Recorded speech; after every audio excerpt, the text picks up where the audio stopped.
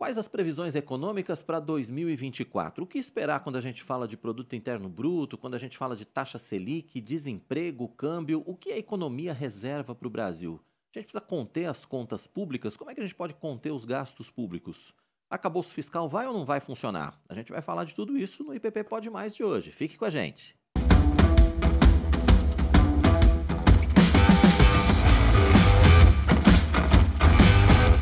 Pois é, a economia brasileira sempre gera muita preocupação para todo mundo, obviamente, não importa se você é empresário, se você é prestador de serviço, se você é trabalhador, enfim, se você é aposentado, claro que a economia faz parte da vida de todos nós e a gente não poderia deixar de falar a respeito disso.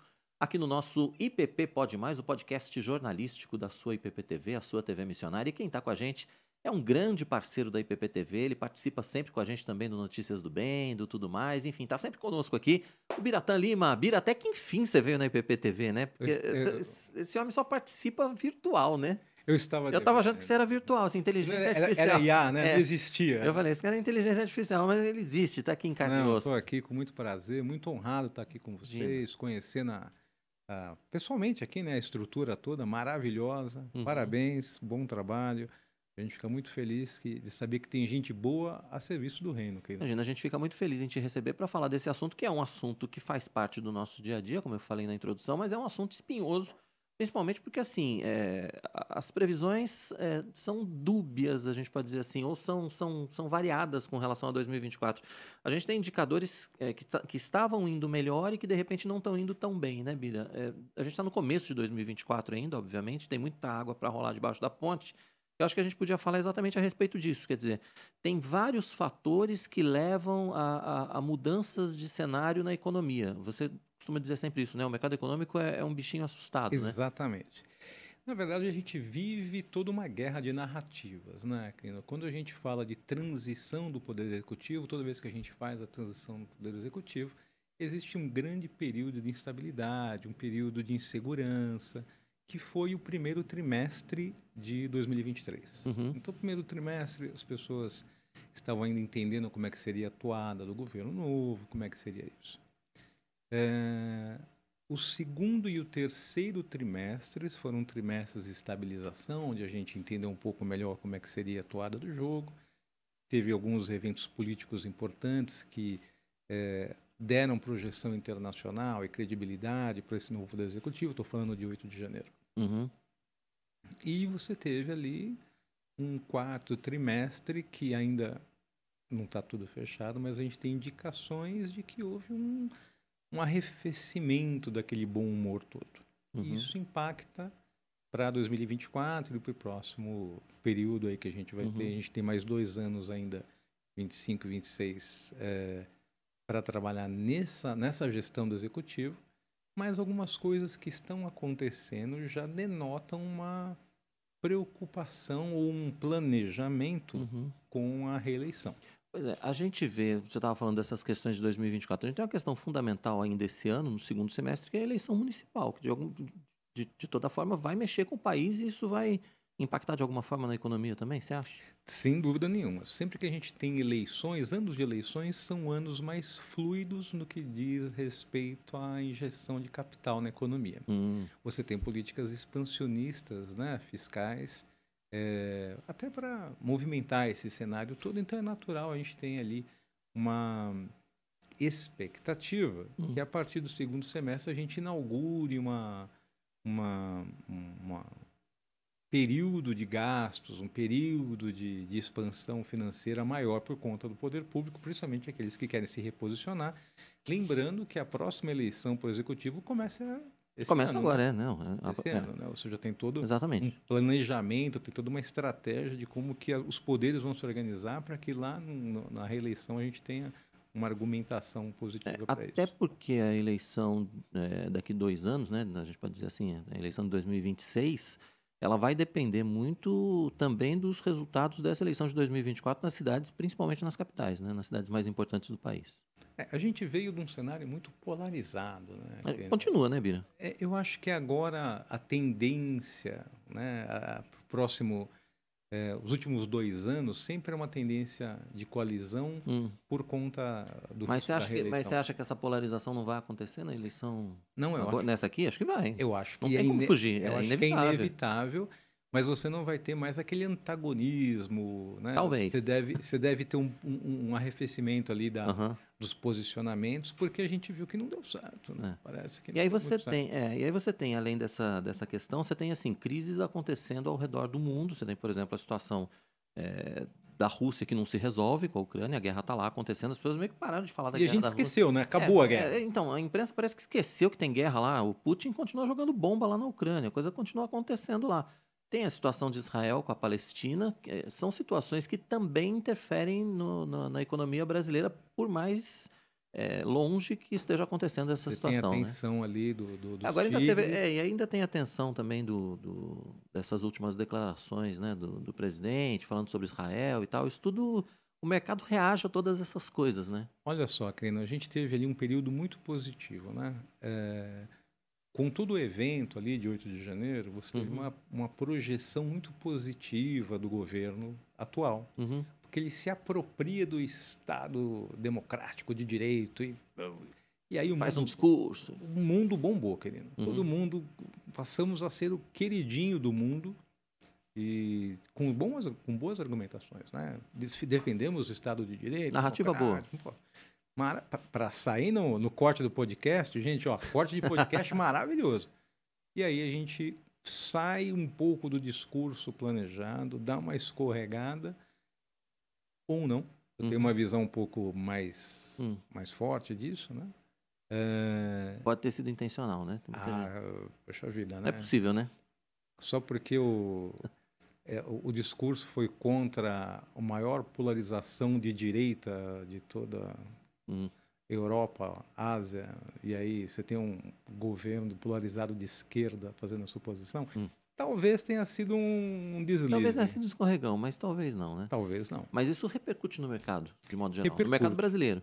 Repercute. Aí que é o problema. Esses ajustes finos, queridos, são sempre problemáticos. Por quê? De um lado, você tem todas as questões das relações internacionais, os contratos que são feitos entre as empresas privadas, mas você tem grandes fornecedores que são feitos por contratos governamentais. No caso do leste europeu, você tem esse efeito. China, você tem esse efeito. Tem vizinho nosso aqui, a Argentina, já bravo com a gente, né? Um reposicionamento de mercado que deve acontecer aí a partir do próximo ano. Até porque mudou o viés político, né? O viés ideológico da Argentina. Mudou o viés político. O Milei, né? Uma outra... E o Milei está colocando remédios amargos. Acredito que está no caminho certo. Mais ou menos forte a dose, mas a Argentina precisava, né? Precisava. A situação argentina era grave. Eu estive lá no fim do ano, inclusive... E ainda peguei aquela coisa do câmbio, muito favorável pra gente e tal, mas um país, assim, maravilhoso. Buenos Aires, uma cidade extremamente bem cuidada, mas a gente via que a população estava sofrendo, porque a gente fazia a conta e falava assim, como é que essas pessoas estão vivendo com isso e gasta isso, entendeu? Pra gente estava fácil, porque o nosso câmbio lá em cima, então, assim, pra mim estava tudo muito barato. Agora, fazendo a conta, eu me detive a assistir um tempo lá as TVs locais, né? E a situação na Argentina era realmente muito grave. A dose precisa ser amarga e precisa ser grande a dose lá na Argentina para consertar o negócio. Eu tive a oportunidade de trabalhar em Córdoba, vizinho de Buenos Aires, período muito... um povo muito acolhedor, muito simpático, arquitetura maravilhosa, só que você conviveu o último ano com uma inflação de 250%. Ou seja, impensável. A gente que estava aqui na época ali do real a 90% sofria. Você imagina um país a 250%. As gerações mais novas não lembram disso, obviamente, mas eu, por exemplo, vivi aquela época da hiperinflação, né? Que a gente tinha... o meu salário subia todo mês. E eu recebia o salário, a gente tinha que fazer compra do mês, tinha que fazer tudo assim, em um dia você tinha que fazer tudo, porque no dia seguinte seu salário já não valia a mesma coisa. O conceito de compra do mês é dessa época. Final dos 80, meados dos 80, ali. 86, né? Gravíssima situação. Tanto é que o conceito americano nunca foi esse. Todo dia o americano sai, vai no mercado, compra a compra do dia. Pega uma coisinha e vai para casa. A gente não, a gente ia no mercado no dia que recebia o salário e corria para passar no caixa para poder fazer esse pagamento antes que... Antes que o salário já não E valesse a tinha mesma as coisa. maquininhas, lembra das maquininhas? Lembra? Era Tinha um umas inferno. maquininhas que ela... Maquininha de... Porque não tinha código de barra. Era uma Era etiquetinha. uma etiquetinha, aí tinha um cara que ia etiquetando, você corria do cara para pegar antes que ele pegasse. Era um inferno. Era complicado. Era a situação que a Argentina estava vivendo. Mas, enfim, o Brasil está suscetível, portanto, a todas essas nuances internacionais também, a nossa economia também. Isso significa, na prática, o que para esse ano, Bira? Para esse... a gente está final de fevereiro, a gente está gravando isso aqui no final de fevereiro, tá bom? Então, assim, mas vamos pensar que a gente está no primeiro trimestre Primeiro aqui. trimestre. Vamos colocar a nossa linha temporal aqui em primeiro trimestre. O que esperar dos próximos, né? Então, vamos pensar onde é que a gente está. Uhum. Né? Então, a gente acabou de acabar o primeiro ano do Executivo. É um ano que vai ter eleição municipal e estadual no segundo semestre. Então, a gente está nesse primeiro intervalo, primeiro semestre do segundo ano. Ainda não sabemos o resultado formal ali do PIB do ano passado fechado. Você tem ali alguns monitores, né? Dizem, né, a expectativa pelo monitor da FGV que a gente vai fechar em 3% de crescimento. O que, se a gente recordar, vamos lá ver as entrevistas anteriores, que a gente falava, quando estava o mercado inteiro falando que o PIB ia ser 1,5, 2, Quirino e eu já falávamos que ia bater em 3, vai lá ver. Verdade. Tá gravado, tá gravado. Então, a gente também sabe que a expectativa do PIB, que está hoje aí para 1,5, 1,65, vai ser maior que isso naturalmente. É esperado que o desempenho seja Para melhor. esse ano, né? Mas, de qualquer maneira, já vai ser mais baixo que o do ano passado. A gente tem um problema de arrefecimento da área de serviços para esse ano e tem um agravante, né? 30%, mais ou menos. Né? Tudo é mais ou menos, tá, gente? Não tem nada fechado. Mais ou menos 30% do resultado do PIB de 2023 é agro. Sim. Você tem super safra, você tem vários efeitos positivos, você tem retração da produção internacional que o Brasil sustentou. Agora não tem. Agora acabou essa mágica, né? O agro se acomodou, continua muito forte, mas o agro se acomoda. Ainda é muito significativo. É muito significativo. É muito importante. É muito importante. O agro é muito importante. E às vezes a gente fala de agro e esquece, né? Que gado, gasolina, álcool, tem todo um impacto do agronegócio que a gente simplesmente não faz essa conta. Tem toda uma cadeia produtiva. Então, esse primeiro semestre de 2024 traz algumas coisas de expectativa. Primeiro, Selic. Vamos falar de juros. Já está tendo queda, né? A gente tem visto o Banco Central trabalhando aí por fortes pressões, né? Inclusive do Poder Executivo, para que essa taxa de juros baixasse. Hoje a gente tem uma taxa de juros de 11,25, que é o menor patamar desde março de 22. Teve um entreveiro forte aí do presidente, com o presidente do Banco Central, espeto para lá, crítica para cá. Você sabe que minha opinião, hein, gente? Não é a opinião da minha Bira falando. Bira. Nós temos das melhores lideranças do Banco Central do mundo. Melhor. O que a gente consegue fazer com o nosso Banco Central, em termos de tecnologia, em termos de posicionamento, um dos melhores do mundo, reconhecidamente. Né? A gente tem hoje uma Selic de 11,25, vem num histórico de queda, né? De queda. Tava com 13... 13,75. 13,75 e veio caindo, e a tendência, a sinalização é que continue assim. A gente tem uma próxima reunião agora em março, dia 20 de março, a expectativa é que caia mais 0,5%, e a gente deve fechar 24 abaixo dos 10%. Deve fechar em 9,75%. E a gente estava comentando um pouco antes da gravação. O que isso significa na prática, né? Tá bom, a taxa Selic é 9,75. E daí? O que muda na minha vida? Basta lembrar o que aconteceu quando estava 2. Né? Então, primeiro tem uma barreira psicológica. Né? Eu gosto muito de comportamento econômico. Quando a taxa de juros está abaixo de 10%, a Selic está abaixo de 10%, você tem uma barreira psicológica que você rompe. Na prática, juros mais baixos, você vai ter um incentivo ao financiamento, você tem incentivos a consumos parcelados. Por isso que o Banco Central está trabalhando nas duas vertentes, né? Olha, eu vou baixar a taxa Selic, mas, por outro lado, eu vou tentar cercear um pouco o acesso ao crédito via cartão, né? As próprias instituições financeiras, elas estão mais restritivas na concessão de crédito. Você tem um índice de endividamento que veio muito grande ali de 2020, bateu picos ali de endividamento por conta do financiamento da Covid ali. A pandemia foi... Você pegava uma grana. Mas a ideia é que a gente tenha uma Selic mais baixa. Com isso, as operações financeiras, juntamente com a concorrência de mercado, deve melhorar um pouco a questão do acesso ao dinheiro, baixa um pouquinho a taxa de juros, incentiva consumo, financiamento de veículos, que deve eventualmente voltar a ganhar um pouco de força, deve ter algum impacto no real estate, para a gente falar de financiamento de imóveis, de casa, construção, e o financiamento de produção. É a 8ª vez que eu bato aqui. Eu estou me esforçando para não quebrar. É porque ele tá baixo para você, o Bira é grandão, ele fica batendo no microfone, mas tá tudo bem, tá tudo em ordem. Vamos lá. Então, de um lado, você tem um produto interno bruto que deve cair, deve ser menor. Por outro lado, você tem a taxa Selic, que deve ser menor, e aí não é ruim, aí é bom para o mercado. Quer dizer, no frigir dos ovos aí, o que a gente tem pro mercado com esses dois índices mais importantes, vamos dizer assim? E você tem ali também a Selic, ela impacta naturalmente também na inflação, câmbio, ela vai se... porque tem a questão do câmbio também, se permeando. né? O câmbio está bem comportadinho, né? Assim, não tá, eu acho que ele está sobrevalorizado, não é o preço do dólar, mas você tem uma expectativa aí de câmbio estável até o final do ano. Estabilidade de paridade cambial também é um bom indicativo, né?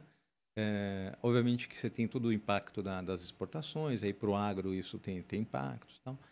Mas só para a gente lembrar, né, gente? Dólar alto, impacto na inflação, né? Quando você tem ali cada vez mais produtos e insumos sendo colocados a preços mais altos. Porém, para exportação, para o agro é bom, né? Gera receita. Sim. Então tem esse equilíbrio também.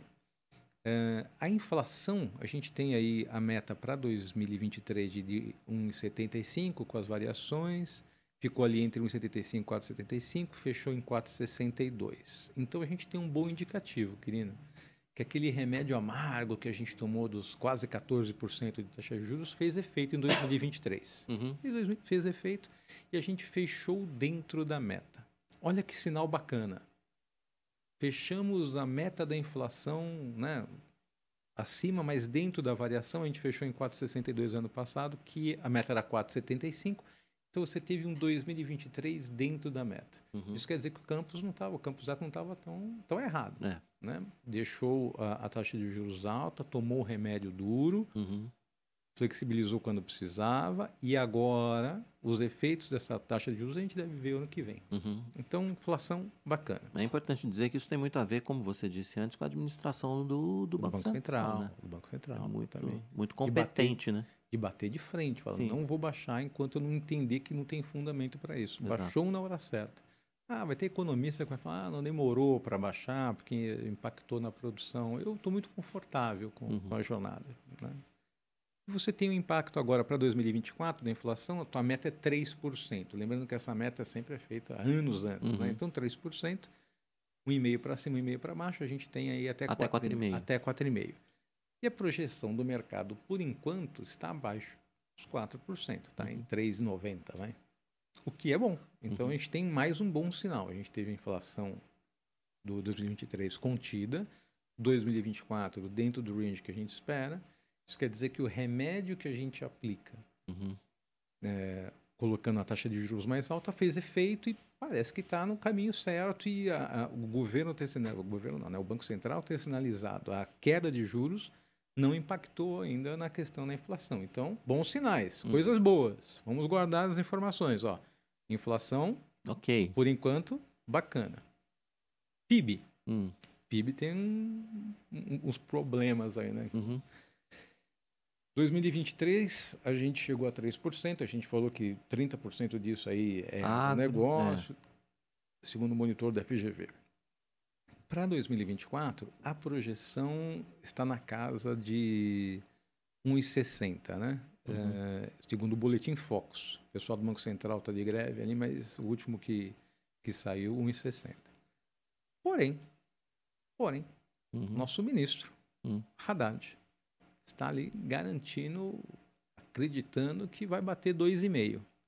E eu vou dizer uma coisa. Olha o barulho na mesa. Vamos lá. Eu acredito. Você acha que chega em 2,5? Eu acho que tem fundamentos para chegar em 2,5. Eu acredito que a gente deve chegar próximo disso, pelo menos pelo histórico de crescimento que a gente veio tendo nos últimos anos e como a gente vem se superando, a resiliência da economia. Costumo falar que a economia brasileira, se você não atrapalhar, ela vai. Só deixa. Deixa o empresário trabalhar, deixa o cara do agro trabalhar. Para de assustar os caras. Né? É o que eu falo, a economia é um bicho assustado, não gosta de surpresa, previsibilidade. Não assusta o povo. Deixa o cara investir, acreditar na economia, acreditar no país, que a coisa vai. Deixa que vai. A gente teve ali alguns remédios amargos aí com os nossos irmãos. Quando você tira um pouco o pé do incentivo da economia, você viu que a coisa precisa se ajustar, né? Agora, quando a gente olha, por exemplo, você falou do PIB, quando a gente olha dados de outros países que fazem parte do G20, principalmente, a gente vê economias crescendo muito mais do que a economia brasileira. Vários países, a Índia, a China, enfim, muitos países têm previsões de PIB maiores que o Brasil, né? É a grande crítica que a gente faz ao nosso modelo, né, querido? A gente deixou de ser um país produtivo para ser um país importador. E aí, toda a consequência disso é que você tem um crescimento mais discreto. O nosso crescimento baseado grandemente na área de serviços. Você tem ali, quando você tem um impacto de serviços e não de produção, numa crise sanitária como a gente teve, produção, a máquina está lá, né? Você liga, ela volta a produzir. Agora, serviços para você voltar a consumir demora um pouco mais. Então, sim, é uma grande crítica ao modelo que a gente tem econômico no Brasil, que a gente escolheu aí desde a década perdida, né? Desde a década de 80, a gente vem tendo crescimentos mais discretos ali do PIB. Tivemos períodos bons, períodos outliers de crescimento. Mas é um tema que a gente tem que tomar cuidado. E tem uma coisa que a gente não fala muito, mas é a questão da relação entre o crescimento populacional e do crescimento do PIB. Né? Vamos até ser mais técnico. Você aí depois joga no Google para procurar o que é PEA, a população economicamente ativa. O grande problema é quando você tem um crescimento da população economicamente ativa maior do que o crescimento do PIB. Na prática, pulando 10 mil explicações matando os acadêmicos de economia, me perdoem. Não, tudo bem. Mas na prática... A gente tem que ser prático para quem está assistindo o podcast que não é economista e quer saber o que vai acontecer. Chega de ver lá. Na prática, você está falando de empobrecimento. Quando você tem um crescimento do PIB menor do que o crescimento da população, é empobrecimento. E é o que está acontecendo no Brasil? É o que está acontecendo. A gente tem essa de novo, né, fazendo todo o senão da crise sanitária. Mas a gente tem um cenário preocupante aí de desalinhamento e crescimento de população com PIB. É porque a gente tem a população economicamente ativa crescendo bastante, né? Tem. E você tem o envelhecimento. Mas você tem o envelhecimento da população. Mas a população que está envelhecendo, de certa forma, está tendo que continuar trabalhando também, né, Bina? Antigamente dava para jogar dominó na praça. Agora não dá, não. Agora a gente encontra um pessoal aposentado trabalhando no mercado, fazendo Uber, enfim. Não, eu sou da época. As pessoas estão se virando, né? Sou da época que com 44 anos era possível se aposentar. Meu Deus. Eu tô com 50.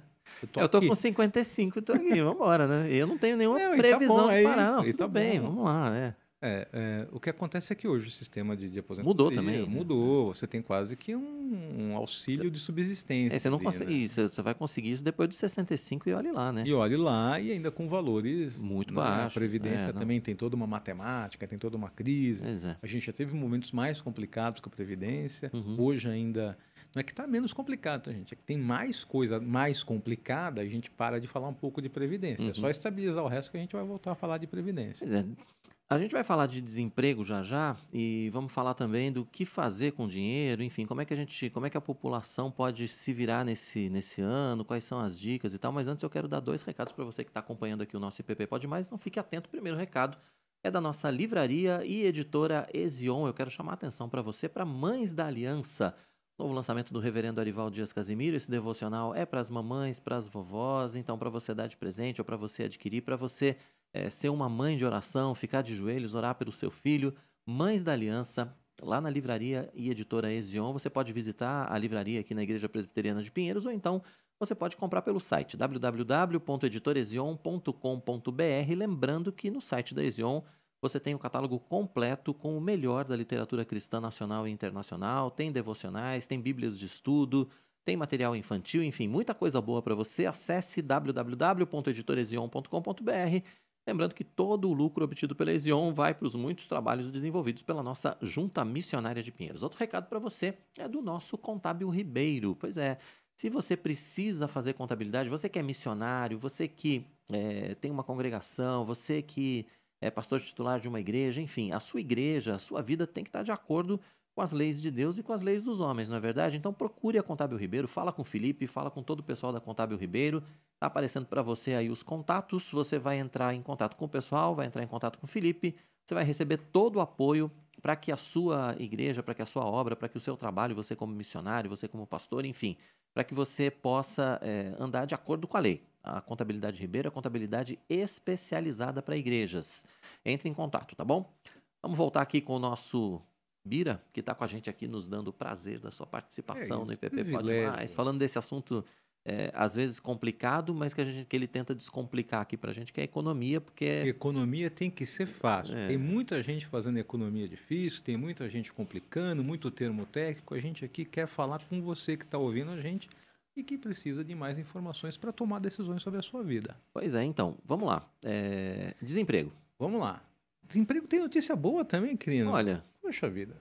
Ano passado a gente fechou com taxa de desemprego de 7,8%.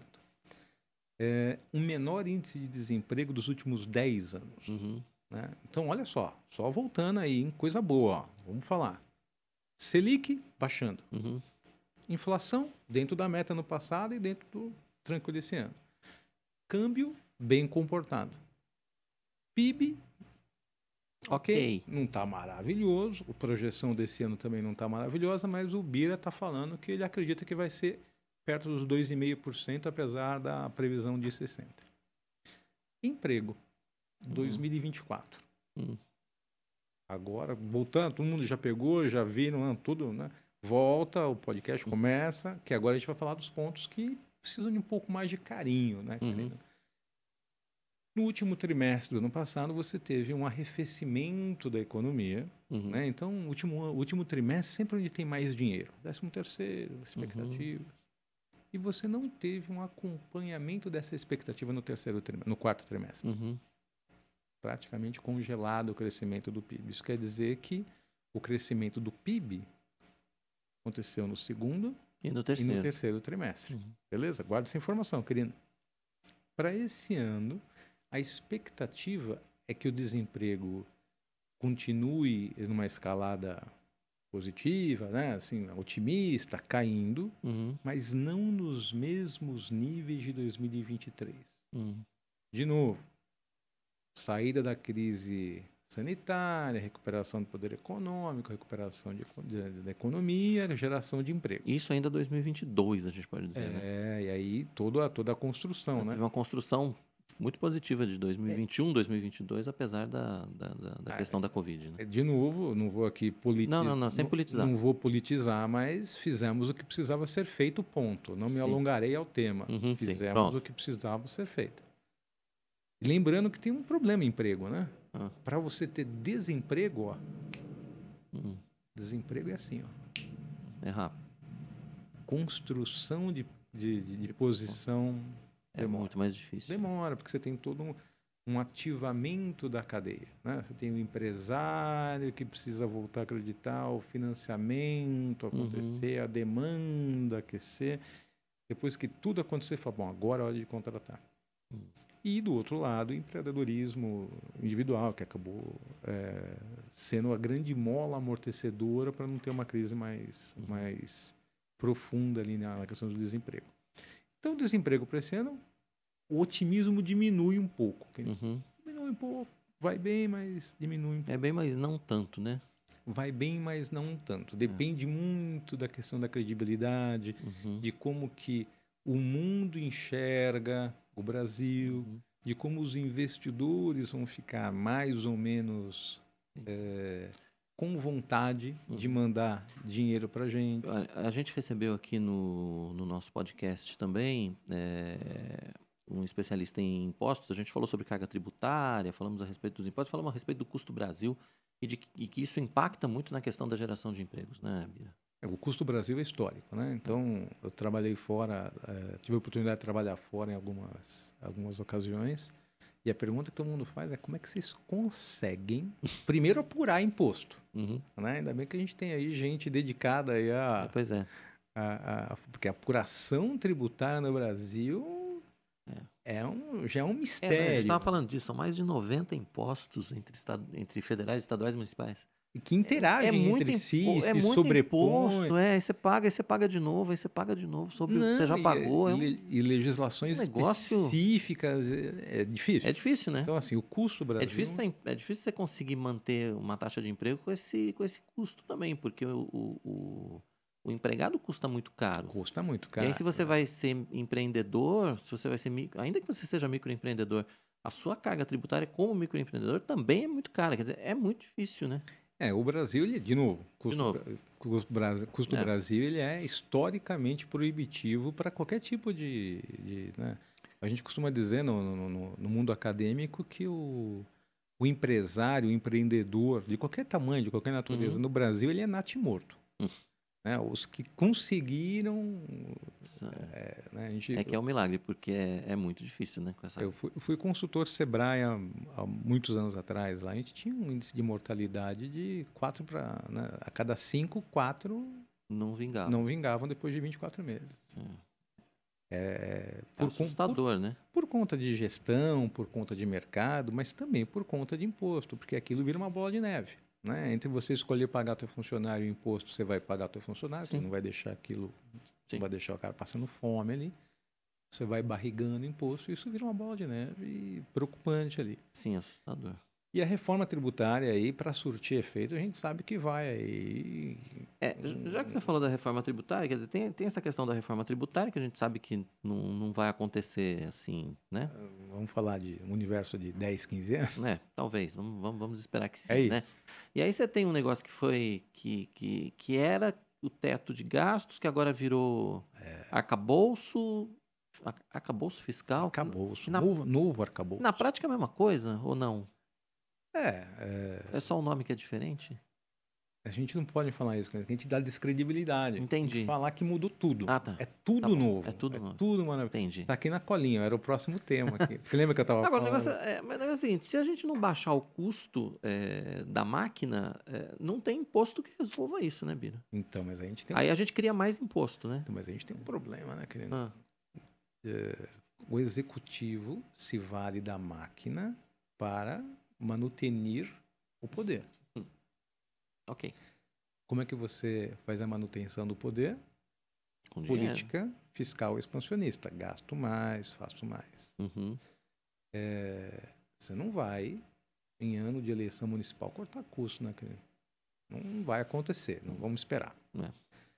Tampouco em ano de reeleição. Também não vai acontecer, não vamos esperar. E esse é o grande problema. A gente falou de coisa boa até agora. A grande crítica, o grande problema é o tal da credibilidade sobre o novo arcabouço fiscal. Princípios, ideias, papel, ok. Tá tudo bem. O problema é como é que isso vai gerando credibilidade ao longo do tempo. O problema é que isso não está acontecendo também, né? A gente não está assistindo, a não ser que eu não esteja vendo, não sei se sou eu, se o problema é meu, enfim. Eu não estou vendo a máquina gastar menos, pelo contrário, né? E não vamos ver. Então, só para a gente falar onde que a gente está. Uhum. Então, de novo, primeiro trimestre de 2024, a gente acabou de fechar ali o déficit da conta pública do ano passado, bateu 8,9% do PIB, que é impossível, não existe. Tá? Um déficit de 9% do PIB. Não, é como se você ganhasse R$ 100 e gastasse conta burra, hein, gente? Faça um 109. É isso. Na prática é isso. Vamos fazer justiça, porque um dia na minha lápide vai estar escrito: aqui jaz um homem justo. Amém. Amém. Mas muito desse déficit vindo dos precatórios empurrados, PEC. De novo, não dá para não referenciar o Covid, gente, desculpa. Assim, foi um impacto mundial. Sim, então, a gente teve o impacto da crise sanitária, que impactou na postergação de pagamento de títulos, precatórios, que a gente fez uma antecipação, o governo executivo antecipou alguns precatórios que impactou ali no PIB e na relação do déficit com o PIB no ano passado. Mesmo você tira, ainda tá... passava dos 2%. E por que 2% é um número importante para a gente? Você que está aí, por que 2% de déficit é importante? Por conta da LDO. Né? Então, tem uma legislação, tem um tema pacificado legal que até 2% não vira um problema de impeachment. Acontece que, em 2023, a gente fechou 8,9% do PIB. É o segundo pior resultado em relação a déficit fiscal em relação ao PIB da história. Porém, de novo, o Haddad está falando, não, esse ano vai ser zero. Esse ano vai ser zero. Eu ouvi essa história de que vai zerar o déficit. Não... Pois é. Não é? Temos que acreditar. Somos homens de fé. Não, mas fé em Deus. Não. Eu tô acreditando no milagre. Eu acredito em Deus. Né? Então, eu quero um milagre agora. Acreditar que é zero, não vai acontecer. O próprio mercado... Até porque o que o governo está fazendo para zerar isso? Não está fazendo. É o que você falou agora. A gente é um ano de eleição municipal. Quanto a máquina pública federal vai investir nas eleições municipais para eleger os seus candidatos nas capitais, nas principais cidades do Brasil? Vai zerar o déficit? A gente tem duas vertentes importantes para a gente prestar aí atenção para os próximos trimestres. Gente. O mercado já prevê um déficit público para 2024 na casa de 1,2, 1,5. Que, dentro do que pode dar problema, está tudo bem, está dentro dos 2%. Você tem um posicionamento executivo falando assim, não, eu vou zerar esse déficit, vai ser zero. E ele tem que fazer esse discurso mesmo, né? Tá certo? Bom, fazendo, de novo, guerra de narrativa. Gente, sempre que vocês pegarem o jornal para ler, prestem atenção na sequência da guerra de narrativa que está sendo feita. Na verdade, se você fosse ver a narrativa, ele tinha que pregar superávit, né? Vai ser o discurso para 2025. Se ele conseguir efetivamente zerar o... Mas a gente tem algumas coisas acontecendo. Primeiro, carga tributária sobre toda a cadeia de combustível. A gente vem observando que vai ter impacto na inflação. E você tem o acirramento, né, o encrudecimento da cobrança. Então, durante a crise sanitária, a gente teve um executivo mais condescendente. A gente entendia que não tinha como cobrar imposto, como ter ações mais efetivas de cobrança. A partir do ano passado, você veio uma mudança do posicionamento da cobrança efetiva de imposto. Eu não estou falando de carga tributária, estou falando de instrumentalização de cobrança. Estou falando de importação, não pode falar marca aqui, né? Mas, imagina aquelas importações que você faz via sites internacionais de compra que passaram a ser mais tributada. A gente teve ali um fechamento do cerco de tributações. Você tem a legislação sendo mais aplicada. E você teve, no ano passado, uma cobrança de impostos atrasados pesada também. Né? Então, você teve ações de cobrança com incentivos, com tudo, mas você teve isso acontecendo no ano passado. A expectativa é que isso diminua um pouco o déficit, né? Eu não acredito em déficit zero. né? A não ser que tenha alguma matemática, e sempre tem muita matemática quando divulga os números, né? Mas eu acredito que dentro dos 2%, 1,5% fica. Isso deve ficar. Isso deve ficar. E está tudo bem. Se a gente fizer a manutenção de tudo que a gente falou até agora, né? De taxa de juros, inflação, emprego, câmbio, tudo bem. Qual que é o problema que a gente tem aí? O arcabouço fiscal, que a gente, lá no comecinho, no primeiro trimestre do ano passado, a gente, poxa vida, descobrimos a roda aqui, ainda não se provou. Então ainda existe uma questão de credibilidade. E lembra que a gente sempre fala? Mercado precisa de previsibilidade. Credibilidade. Mercado é um bichinho assustado. Mercado precisa de tranquilidade para poder fazer as coisas com calma, tomar decisões de longo prazo. Então, o arcabouço é um ponto de incerteza ainda. Esses posicionamentos um pouco mais exaltados em relação à política internacional dá outro susto na gente. Aí, aí vai lá e prejudica o mercado também. O mercado também... O mercado reage, claro. O mercado... De novo. Barulho na mata. Vou ficar quieto aqui, ver o que acontece. E você tem ali, no segundo semestre, uma aceleração da queda de juros. E isso também é um fator de preocupação. Calma, vou explicar. Taxa de juros mais baixa vai incentivar consumo, que pode indicar inflação para 2025. E pode indicar endividamento também, né? Aí é que mora o perigo.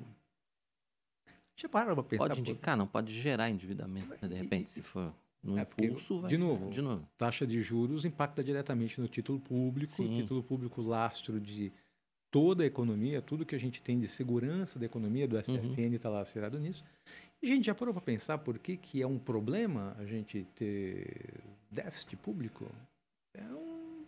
O grande problema do déficit público, gente, é que o governo é como qualquer coisa na vida. É como você em casa, é como a tua empresa. Você tem uma instituição, um organismo que gasta mais do que arrecada, a expectativa é que um dia esse cara vai dar um calote. Um dia esse cara não vai pagar a conta. A forma como ele não vai pagar essa conta impacta, primeiro, no lastro dos títulos públicos que ele está emitindo e todo o humor da economia, né? Ou seja, quando você tem ali déficit público, você está falando de comprometimento da lisura do executivo, você está falando de comprometimento do compromisso disso com políticas de longo prazo. O mercado, principalmente internacional, vê isso com algum tipo de restrição, fica fazendo conta, né? Então, como que alguém lá fora decide colocar dinheiro no Brasil? Quanto que é a taxa de juros lá? Bacana. Como é que está a credibilidade? Como é que está a questão da liquidez? Tem risco de calote? Isso impacta. Então, tudo isso mexe, né? E fica escondido através de uma discussão que a gente está falando aqui, mas 1,5%, 2% do PIB. Não, é muito maior que isso, né? Você tem mensagens sendo enviadas para a economia internacional de que nós estamos mais ou com menos controle da gestão do nosso país. Nós que temos mais de 25 anos, querido. Só um pouquinho. Lembramos da famigerada dívida externa. Nossa, você lembra? Lembro. Precisava tomar dinheiro emprestado. Devia para a FMI. Devia para o Fundo Monetário Internacional. Eu lembro disso. Credibilidade zero. Né? Então, a gente conseguiu ali, de um jeito ou de outro, não vamos politizar, sair dessa armadilha que é colocar a dívida externa em pauta, e a gente trouxe um país probo. E agora a gente, de novo, entrando numa questão de se a gente vai ou não ter longevidade no nosso equilíbrio fiscal. Pois é. Diante de tudo isso, né? Quem tem um dinheirinho sobrando, que não é o meu caso, eu estou no dinheirinho faltando, mas quem tem um dinheirinho sobrando aí para fazer investimento, para fazer aplicação, diante desse quadro todo que a gente está pintando aqui para 2024, o que fazer com o seu dinheiro? A velha caderneta de poupança é uma opção? Não é, porque ela rende muito pouco? vai comprar terreno, faz o que com dinheiro, Bira, finalmente? Olha, atenção, foca aqui. Você vê que eu só falei coisa de que velho faz, né? É. Comprar terra e botar Terra. dinheiro na poupança. Não, meu pai falava, tijolo não perde É dinheiro. verdade. Não, mas não é, mas isso é verdade, né? É verdade. É verdade. Atenção, órgãos regulatórios, olhem na cara do Bira. Isso não é uma indicação de investimento e eu não posso fazê-lo ao vivo. Mas o que eu posso falar é que algumas velhas fórmulas que os nossos pais, avós faziam, não deve estar muito errado, né? Então, se você separar 50% da tua renda para fazer o pagamento das despesas ordinárias, água, luz, telefone, aluguel, comida, 50%. 50%. Deixa 30% para você fazer ali uma poupança. Quando eu falo de poupança, não é colocar o dinheiro na caderneta de poupança. É juntar uma reserva financeira num produto que tenha credibilidade, num produto que você não vai ser deparado, um banco quebrou, você perdeu dinheiro. Que tenha liquidez também, Bira? Que eu consiga sacar essa grana quando eu precisar ou não? Esses 30% você pode fazer a longo brincadeira de alongar um pouquinho o prazo. Vai conseguir... A bolsa entra nessa brincadeira ou é muito risco? Eu gosto de pensar em bolsa a longuíssimo prazo. Né? Então, longuíssimo prazo, tipo... quanto tempo isso não é uma recomendação de investimento. Eu acho que bolsa de valores é uma coisa super... Então, mas longuíssimo é quanto? Então, para... 1 ano, 5 anos, 10 anos? 5 anos. Na minha cabeça, se você está pensando em bolsa de valores enquanto reserva de valor para consumo futuro, tem que pensar em produtos mais longívagos. Mas calma que a tua pergunta eu vou responder nos 20% que falta. Porque depois que você pegou os 30% e fez uma reserva de consumo futuro para tua aposentadoria, para uma emergência grave, você tem os 20%. Esses 20%, você pode dar distribuições ali para ele. Né? Então, você pegar 5%, 10%, vou colocar na criptomoeda. Tá bom. Pode ser que você ganhe algum dinheiro ali. Vou colocar numa bolsa de valores, num tipo de ação mais volátil, e eu consigo ter disponibilidade, tempo, conhecimento, ler notícia, acompanhar mercado, a ponto de isso me gerar alguma renda de curto prazo. Que eu consigo operar. Então, a minha recomendação é que se você for brincar com ativos voláteis, fugindo aqui, papel que sobe muito e cai muito rápido, né? Faça isso com uma parcela da tua renda que não te comprometa nas contas básicas ali, nem que comprometa a tua perenidade da poupança.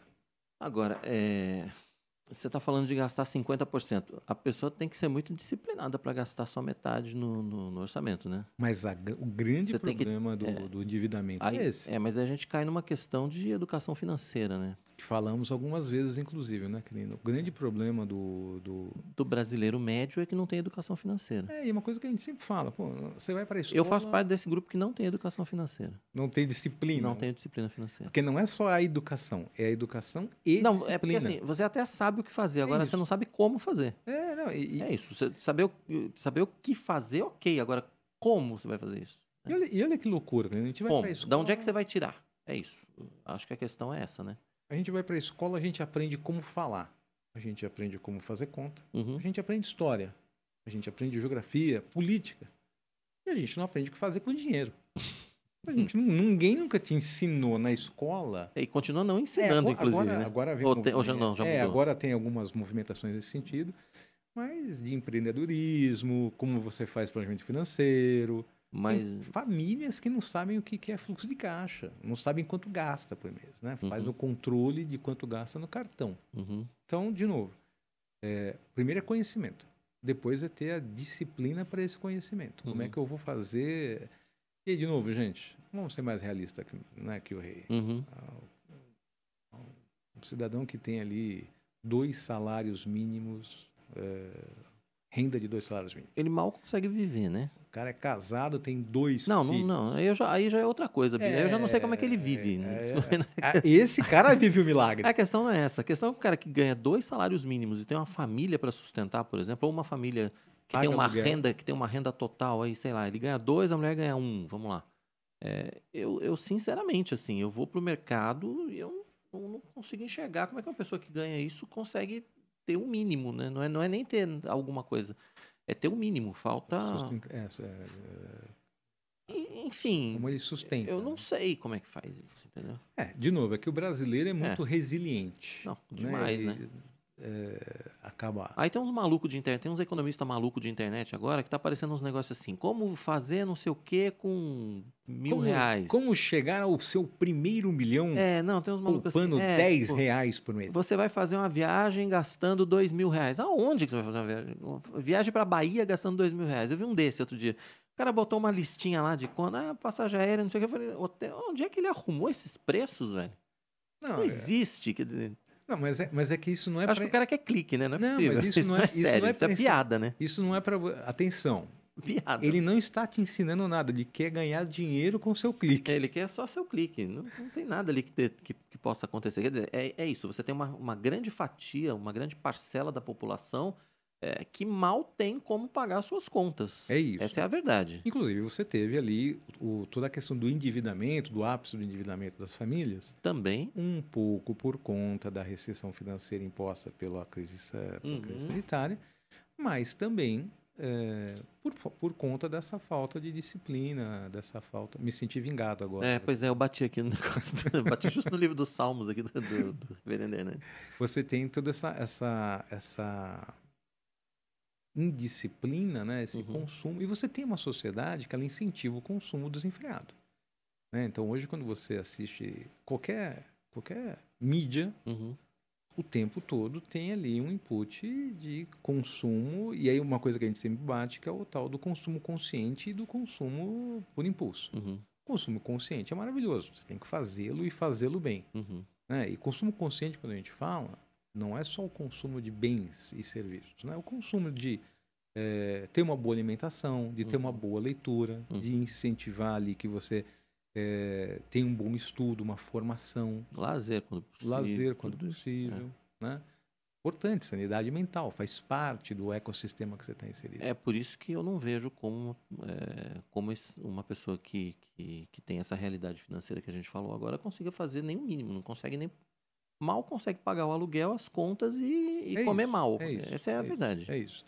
Esse cara é o cara que ele vai precisar de criatividade, vai precisar ali de pequenas... Vou tentar não ser técnico, mas é o cara que faz o brigadeiro para vender.